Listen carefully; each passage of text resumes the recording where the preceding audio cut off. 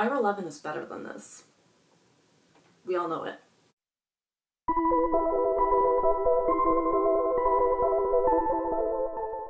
So I was reading Rosemary's Baby for the millionth time, and I had mentioned I was going to read Son of Rosemary again. I had read it one time before and didn't love it, thought maybe I would give it another chance, and the verdict is still I don't love it. I kind of enjoyed the concept of this, but I feel like it just harms the original more than anything. So what happens is that Rosemary Woodhouse wakes up.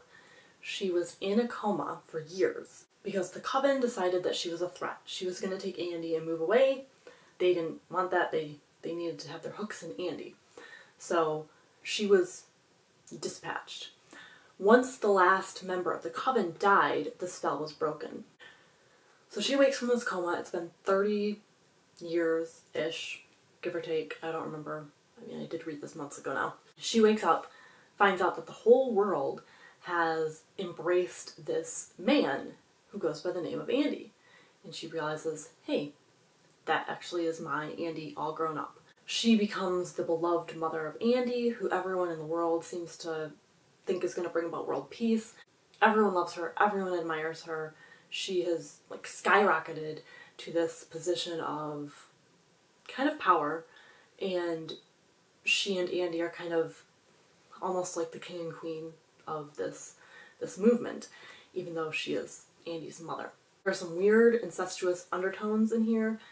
Andy is pretty attracted to his mother, and she is kind of into it a little bit, but then pulls away because she realizes this is my son.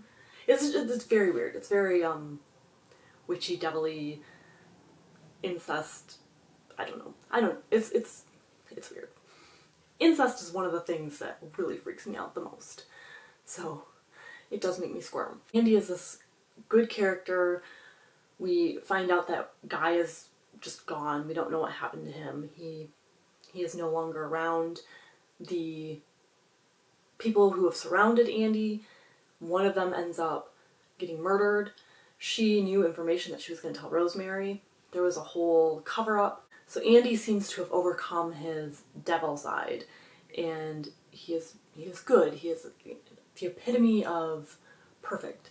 Those things progress. We find out that there's going to be this lighting ceremony where everyone in the world is going to light a candle at the same exact time. So across all the time zones, there is a time where the lighting will happen, which gives you pause because you're thinking, why does everyone have to do it at the exact same time? That's a little weird, a little creepy. It's just lighting. It's just a candle. Like, no big deal. And there are even warnings that are going out saying, you know, children, don't light your stuff early. Wait for your parents, wait for the lighting time, yada yada. Well, Rosemary starts investigating. She finds out that this candle contains something that's going to wipe out the human race.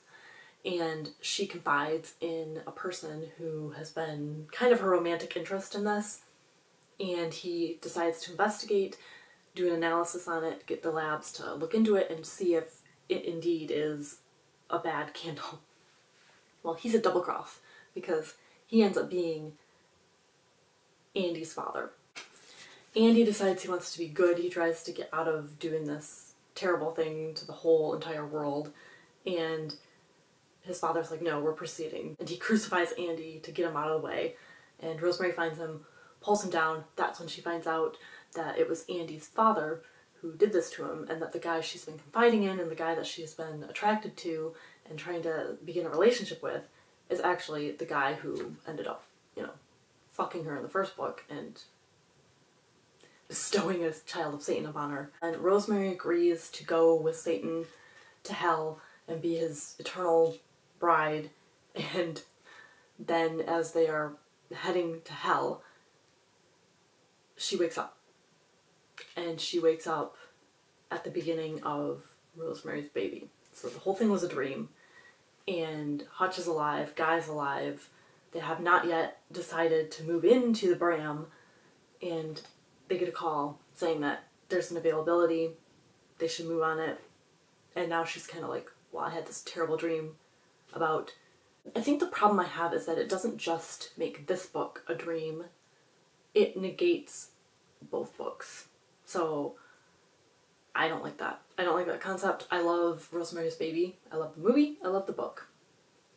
Those are just, to me, not... you don't fuck with those. So yeah, I don't appreciate that. If he had done something to only... I mean, I still would have been mad that I read this entire thing and had it turn out to be just a fever dream or a coma dream or some sort of vision that Rosemary was having. I wouldn't like that, but at least I wouldn't have any aspersions cast on my precious Rosemary's Baby, if that makes sense. So I don't recommend this book. I probably won't be reading it again. And I can't even think of anything nice to say about it. So we'll leave it there. Have a spooky day.